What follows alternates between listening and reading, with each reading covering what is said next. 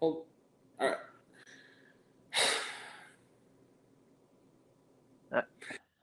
That so horrible. I mean, my God, that movie was Damn it. so freaking horrible. It made fun of almost everything. Okay, we're gonna try to give this as more structure than the movie gave itself. First off, before we begin, do the thing. There you go. It's the Angry Grant Show live, everybody. And man, if you thought my video on his only son yesterday was harsh, oh Jesus H. This is perhaps okay. We'll begin. So, let me just quickly give bullshit a little bit of a description of this totally haphazard, overlong jerk off fest to this horrible, horrible human being. Spinning Gold, spinning my cock more like, is directed by Timothy Scott Boggart, which probably explains Jason Isaacs' involvement. Harry Potter sounding name. It is, and he is the son of the film's subject. It is co-written by his sister. The premise of the movie is this guy Neil Boggart is a record producer at a record company called Casablanca, and he discovered, oh, I'm sorry, did I say discovered? Horribly exploited some of the greatest rock legends ever, and apparently he is an almighty thunder god with the cock of Ultimate Warrior, for exploiting them, and possibly doing more than not just exploiting them for money, exploiting them for other reasons we'll get to soon. And it is the cinematic equivalent of literally jacking off right onto the screen over this total asshole.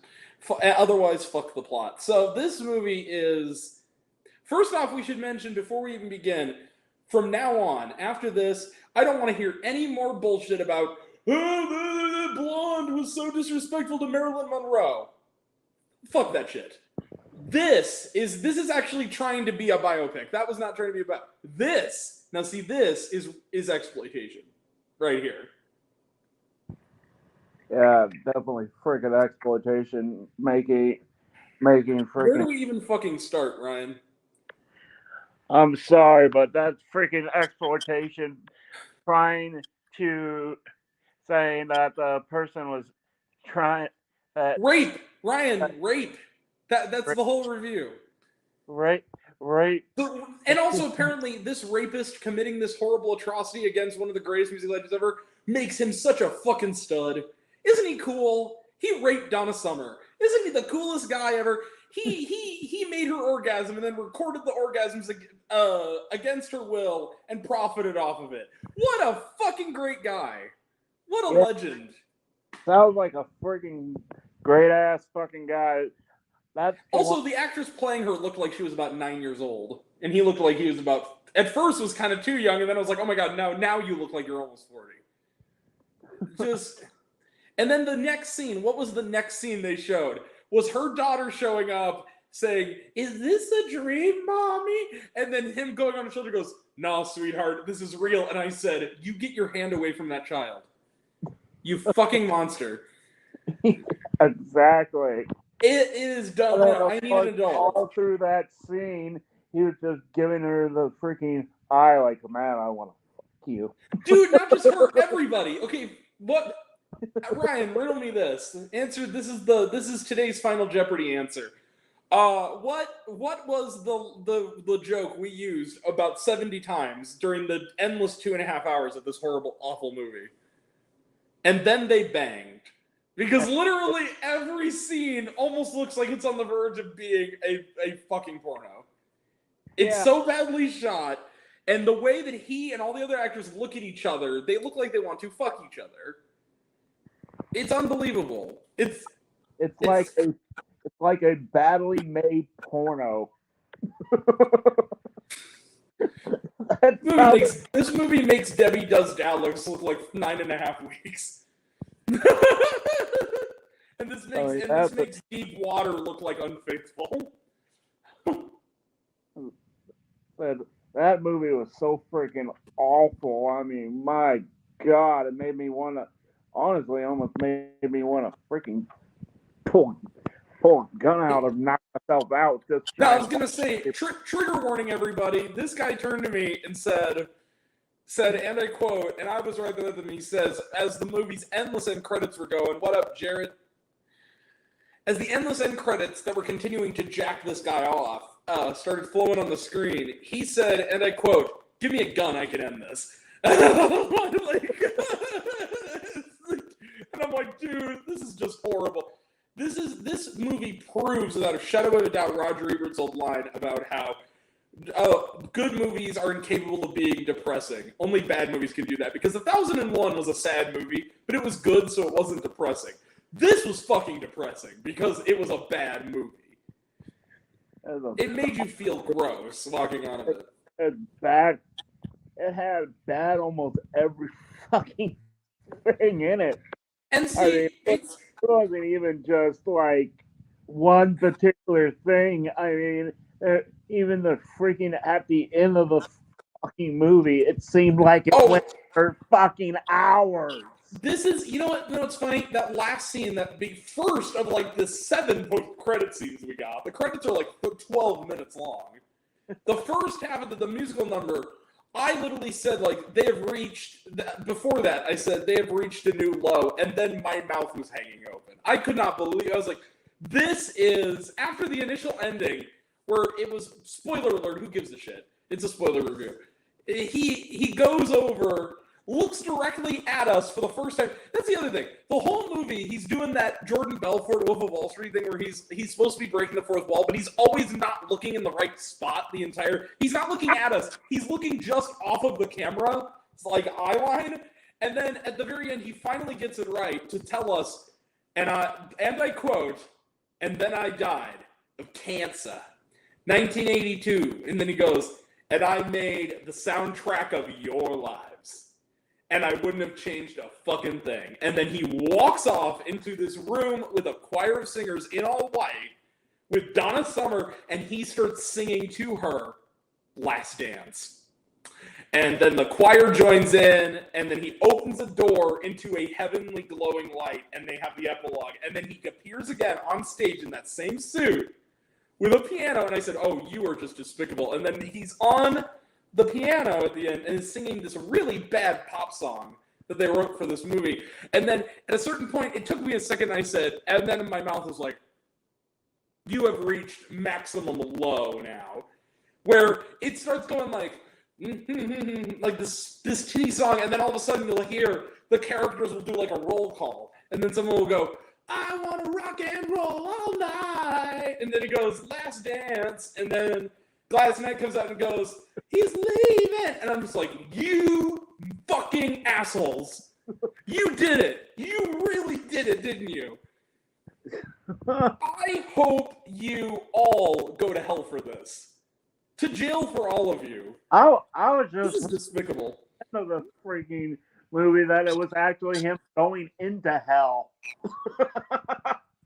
And there were times in this movie, I should point out, we almost had a tornado while we were watching this movie outside. There was like a really bad thunderstorm, and there's one part where there is a gigantic cigarette burn on the screen, and I didn't know if it was the projector losing power or if the movie was just shitty and they forgot to take it out. Like, that's how bad this movie is. Every scene that's not in their house or a boardroom is the kind of green screen that you could, you know the skit on SNL, Toons is the cat that can drive. Imagine if every background was like the intentionally funny fake background in the car when Toons is driving. Like, that's literally every scene in this movie when they're outside someplace. The clothes never fucking change. And literally, you can see it's just like it was the same clothes. They just decided, yeah, wear this with 4 years pass. It goes from 1965 to 1969. He's wearing the same outfit. It's so bad. And then right from off the top, it would always change. Not even like he had different wigs for every scene, and the other thing is the wigs aren't even put on properly, so you can see the seams, and it's flapping around as he's like. Now, Ryan, have you ever seen the movie Observe and Report with Seth Rogen? No, but Okay, there's a great line from that movie after Seth Rogen, who's a character who's clearly unhinged. It's like a dark comedy. Does something really despicable or something, and there's someone in like the closet doing like a sting operation with like a recorder and a video camera, and he pops out, and then he says, "What do you think?" And he goes, "You know, at first I thought this was funny. It's really just sad." That's this movie! That is literally just this movie, because the first hour, it's like, this is hilariously bad, and then I knew the exact moment this became despicable. And you know it too, because we talked about it. It was Gladys Knight, where they have the gall to suggest that she had next to nothing to do with Midnight Train to Georgia. It was all this prick. Fuck you. This is a racist freaking movie.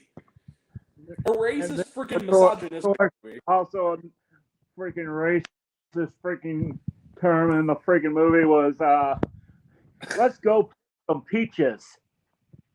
Oh yeah, that fucking shit. When he goes, the only contribution she makes is something along the lines of, Boston, we're not from Boston, we come from Georgia. I don't know what the city was, but it's like, we come from Georgia. And then he says, and I quote again, he goes, all right. And then he hears her singing the song with him that he just wrote on the fly because he's a genius. Genius. Yeah. Fucking circle jerk of a movie. And he says, and I quote, goes, all right, let's go to, all right, we're going to Georgia, baby. Let's get some fucking peaches. What? That's exactly what my point on that is. It's like, what the fuck, dude? And this is. And he was putting on a black scent while he was doing it, too. I mean, it was surreal. It's like, I made Midnight Train to Georgia, and I'm a white boy that made the song. It's like, what the fuck? Yeah, Gladys Knight. Goddamn. Gladys Knight, you're not a genius, even though you are. In this movie, you see, this movie lives in the upside down, where nothing that happened in the real world actually happened if it didn't prop up this piece of shit. Yeah. So, there is a scene, and I kid you not, this is where I finally said, you know what? Fuck this movie. There is a scene where they were in the recording booth. I forget what the song is. Is it like Love Me, Baby Tonight? Something, not Last Dance, it was the other one that was really well known. What was that called? Like, what was the name of that song that they were singing in the recording studio when it happened? That horribleness. That unbelievable. Hold on a second. I'm going to look it up. Love to Love You, Baby. Okay. So they're recording Love to Love You, Baby, and this actress, bless her heart, she looked like she just got out of, graduated middle school. She looked way too young to be playing this part, and especially to do this scene with this guy. So the scene is, I'm sorry, trigger warning, this is going to get kind of dark, but I'm telling you this because the movie portrays it like it's a positive thing. Ryan, you were with me. Yeah. She's in the booth, and he's going like, you need to give it more soul, Donna. You got to give it more soul. And then he starts singing it to her, and she sings it back, and then he starts coming in, creeping. Oh, Donna. Creeping in. And then lies her on the ground, makes her come, basically, makes her orgasm, records it, puts it out, and then later in the narration boasts about how we had the most orgasms ever recorded onto a rock record. Ryan, I'm not sure, I'm not a lawyer, but what do you think that crime is called? Fucking rape!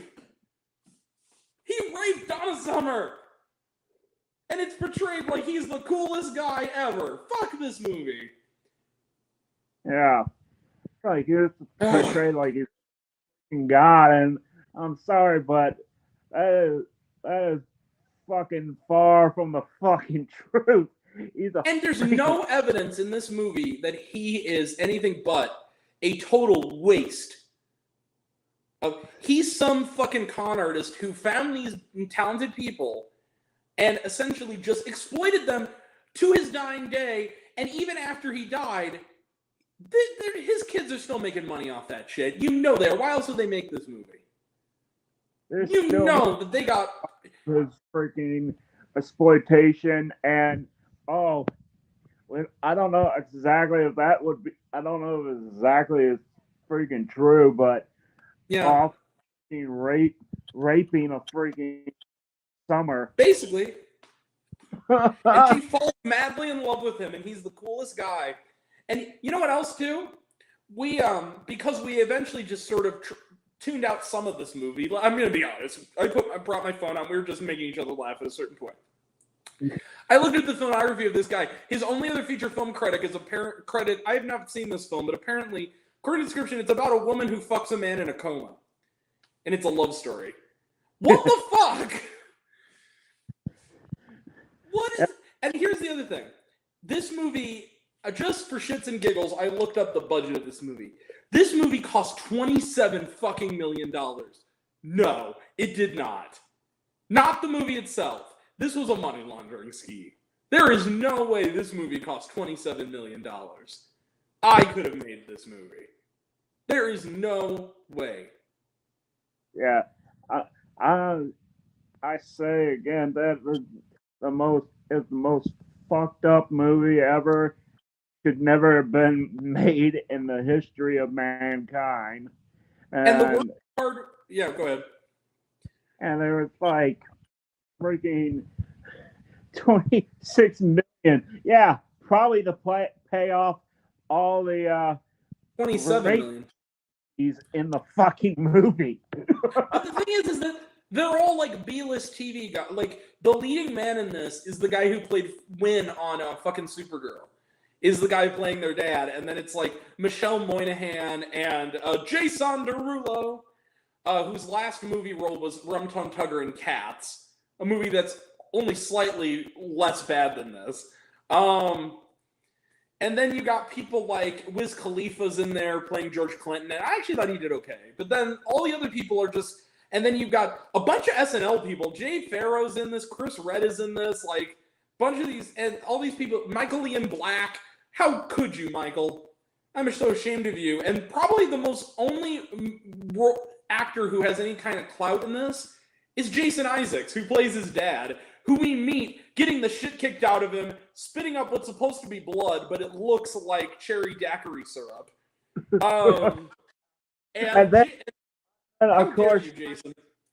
And then, of course, towards the end of the freaking movie, they show his mom out of like the fucking blue. Dude, was I kidding? Like he buys them a house. It's only him and the dad. For all we know, the mother is dead. And then this older looking woman just shows up and is like, "Thank you, baby. Where the fuck were you?" It's like, you haven't been in this movie yet. And it was like 2 hours into this movie.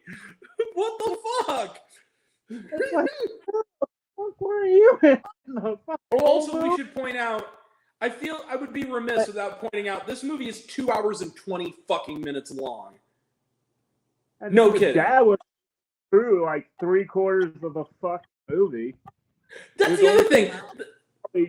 Through half, at least, probably a quarter, maybe.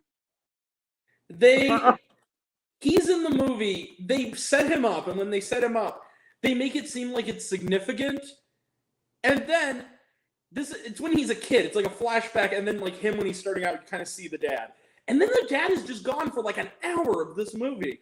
And then when he comes back, he only comes back because the dad is the main character is tripping balls on fucking coke. He has a coke problem. And the dad is there to basically do a sound-alike version of the lyrics from The Gambler. Literally, like, I'm surprised in the original script it didn't say you gotta know when to fold them, you gotta know when to hold them, you gotta know when to walk away, you gotta know when to run. It's literally the same fucking, like, lyrics, but he's saying it like dialogue. They probably couldn't get the rights. That's the other thing we should mention, too. None of the original recordings of these songs are in the movie. It's all covers. And bad covers, too. You can't even enjoy the soundtrack because it's not what you came to see. They don't even get that part right.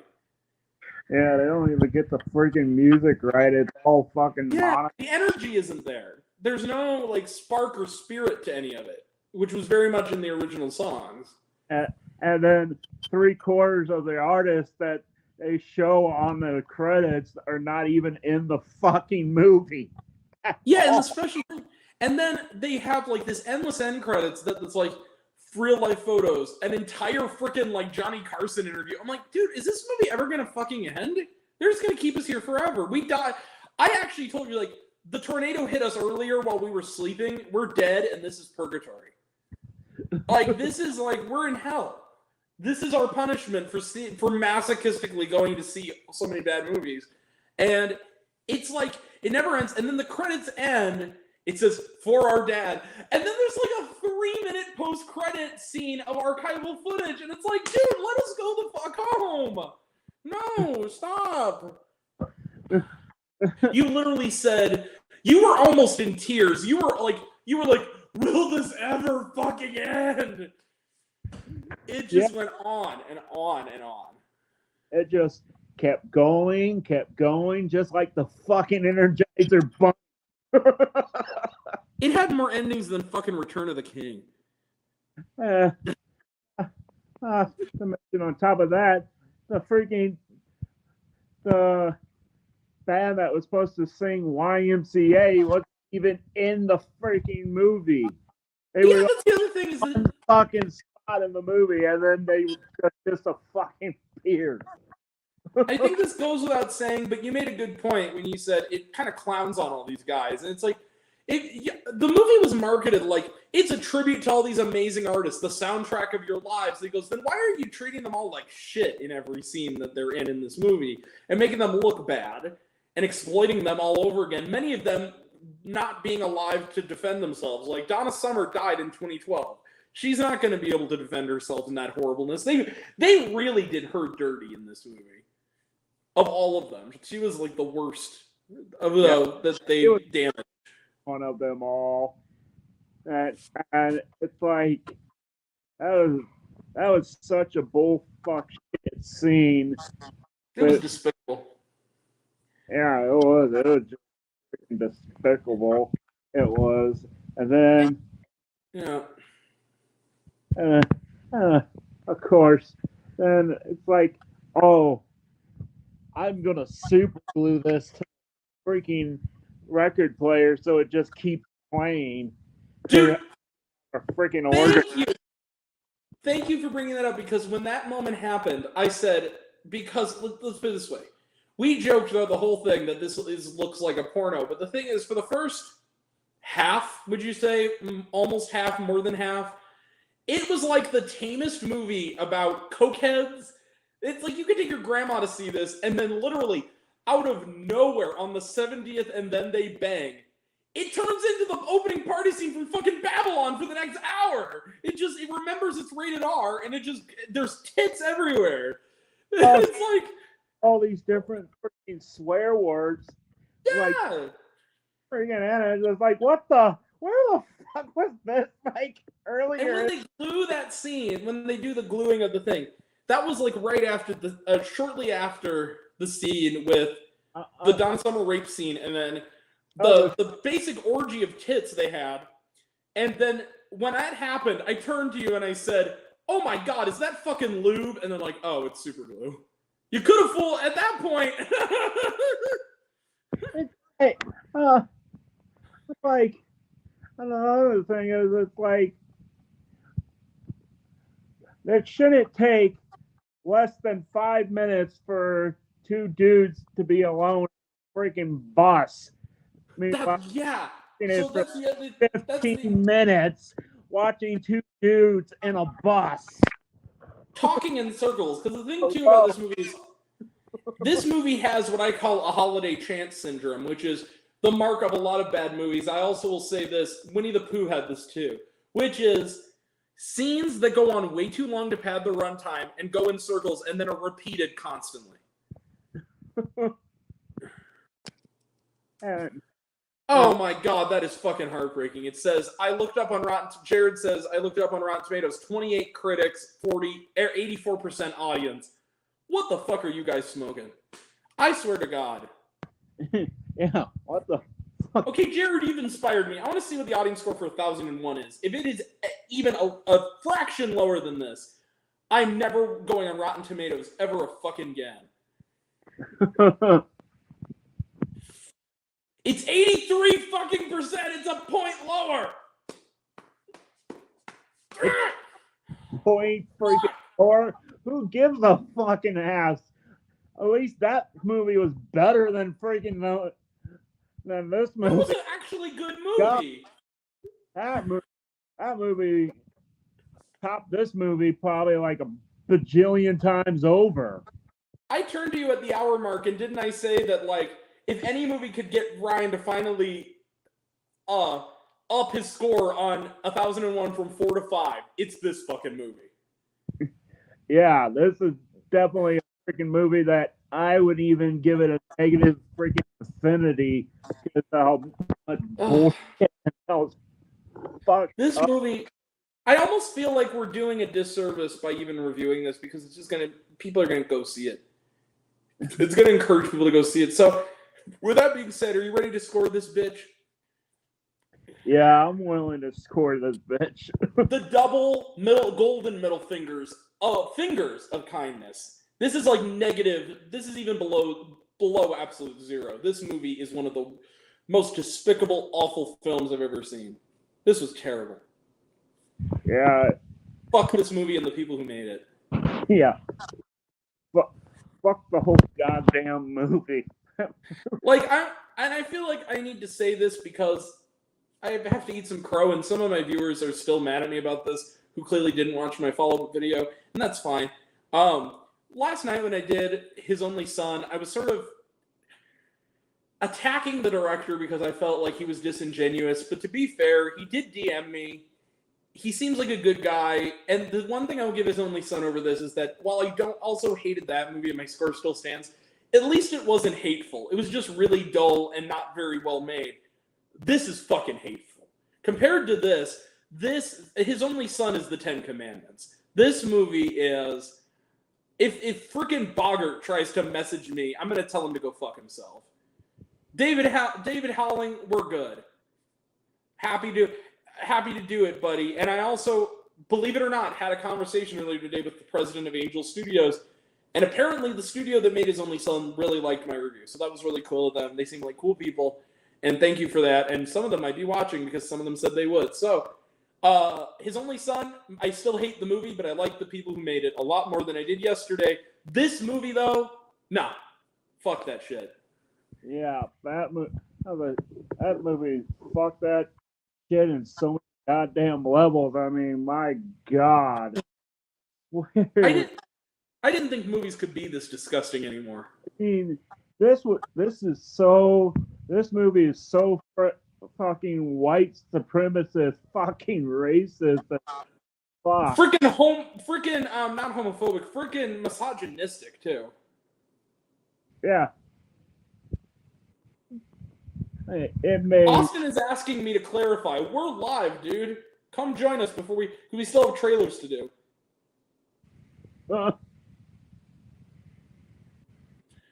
So but yeah, this movie just fuck. There's not enough fucking words other than spelling capital F-U-C-K. This movie, I have to tell you, like, this movie is almost impressive in its level of offensiveness.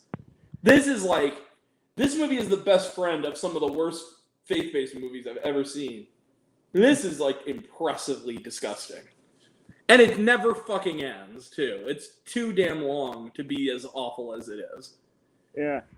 Just go. There are so many. I will say this, for anyone considering, this is not so bad it's funny. We're not telling you it's so bad you need to see it. We're saying it's so bad you need to avoid it like it is a horrible disease. This is not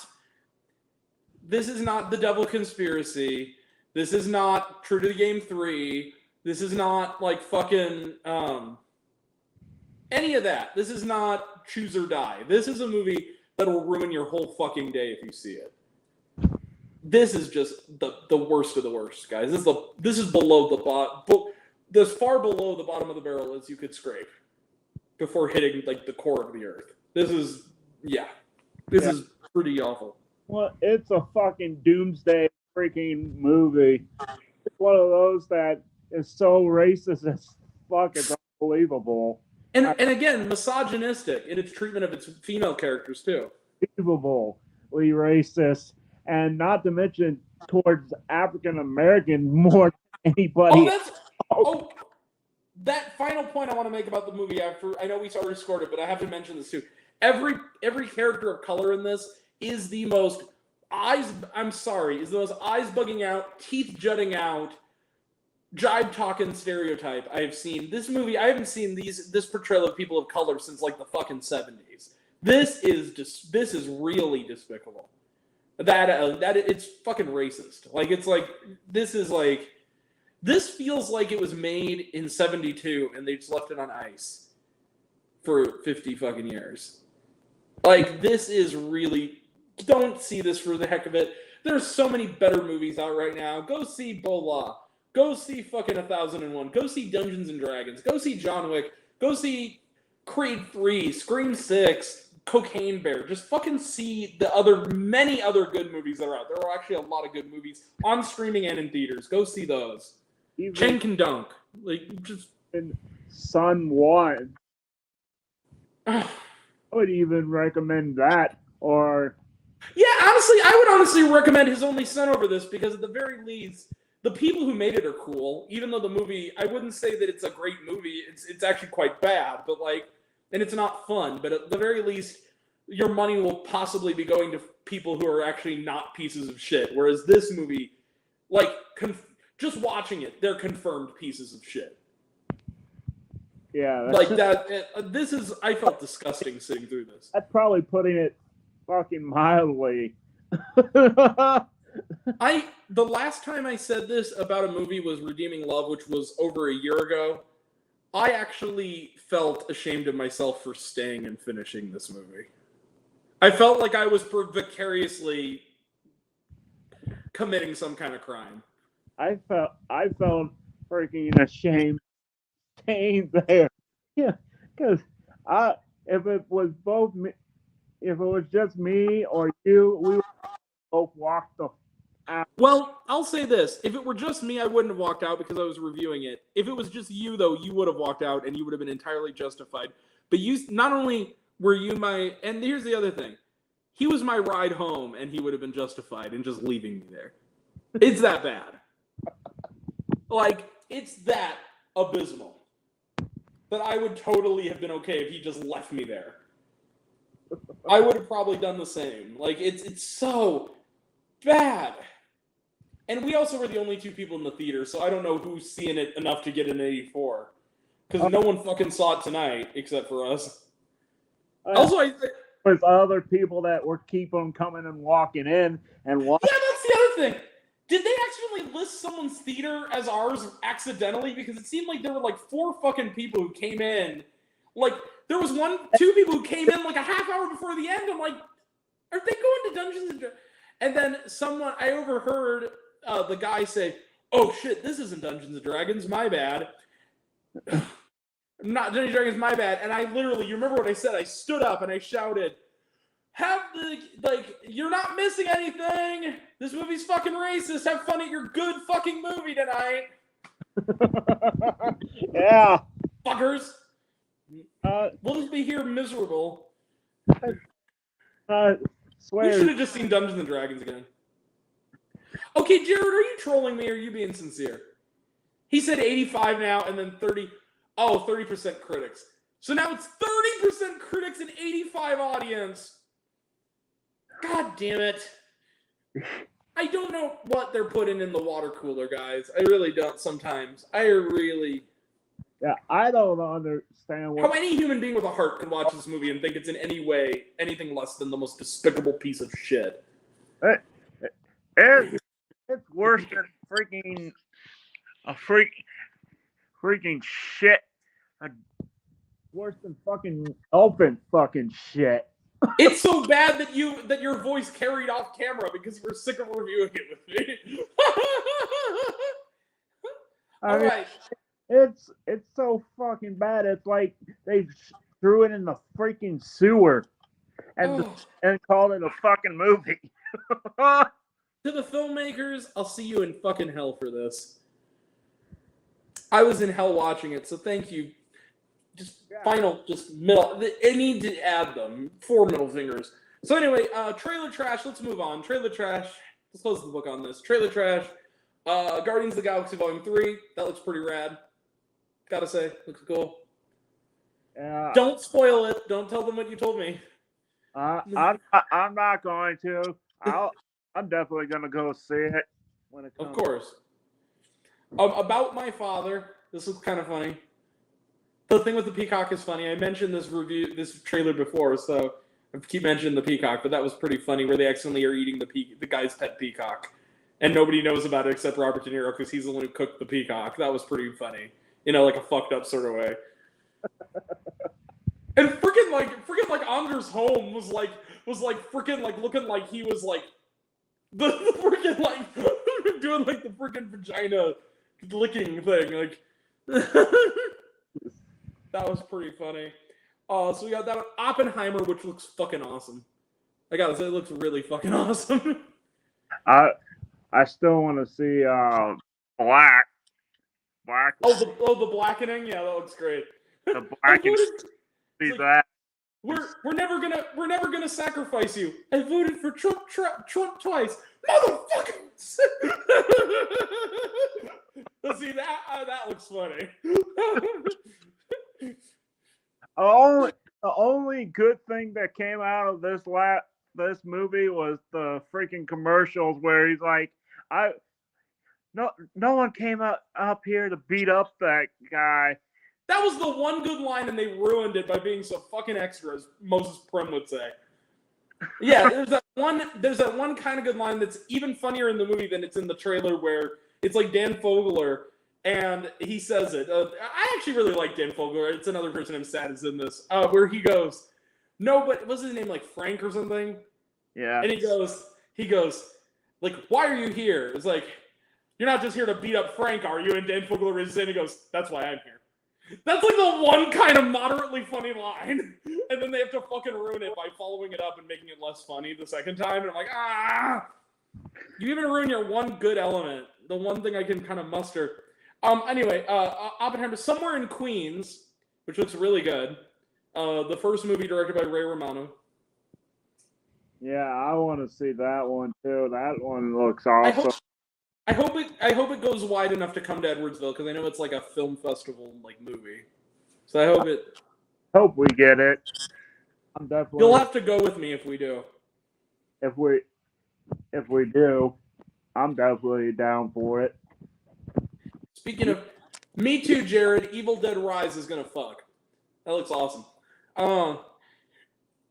Here's one that you'll have to see with me next week. Air, because I'm seeing that on Wednesday. I'm probably gonna see 2 movies tomorrow. Myself. Would that be the early screening of Air and Bola? Because Bola, don't listen to the critics on that one. Bola is fucking awesome, especially in 3D. See it in 3D. You won't be sorry. Tomorrow, I am. Mm-hmm. They are, for those who don't know, they are doing a wide theatrical sneak preview screening of Air on Saturday at 7. It's actually in the advertising. Like, it's going to be in like a couple thousand theaters. And then Big George Foreman, which looks pretty good. Yeah, that one looks really good. I was telling Grant earlier, should have had Mike Tyson play. He's too busy solving mysteries with the mystery van.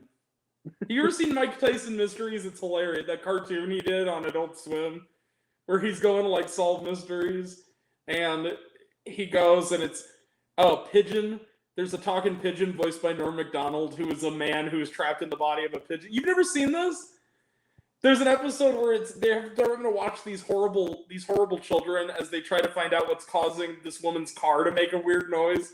And there's a part where like the little like teenage boy is like checking out Mike Tyson's adopted daughter, and Pigeon looks up at him and he goes, "Finally noticing the girls, huh, son?" And he goes, "Let me ask you a question." And he goes, "You jacking off yet?" And the kid's like, then he goes, "Because if you are, it's weird. Nobody does it. You're the only one."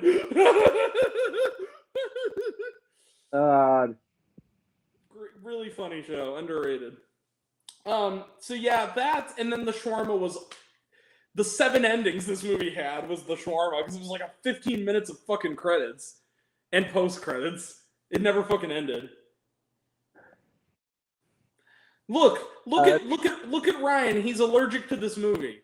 Look, it's so bad. He's having an allergic reaction to it.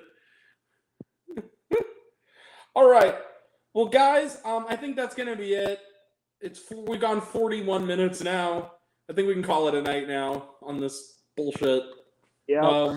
I think this is do you think we've roasted this movie sufficiently, Ryan? Yeah, I'd definitely say we roasted it officially. Don't go see it. Don't even bother. Please go see something better. Good night, everybody. Take care. See you around. Bye. Bye. See you around. Bye. Bye.